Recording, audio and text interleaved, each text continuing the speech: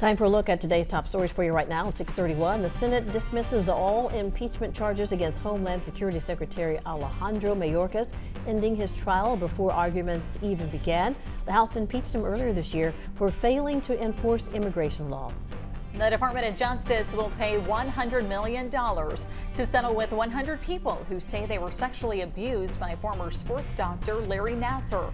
An internal investigation found the FBI mishandled abuse allegations before Nassar's arrest in 2016.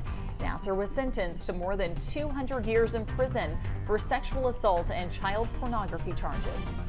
9 people have been arrested and search warrants out for 3 others in last year's $15 million gold heist from the Toronto Pearson International Airport.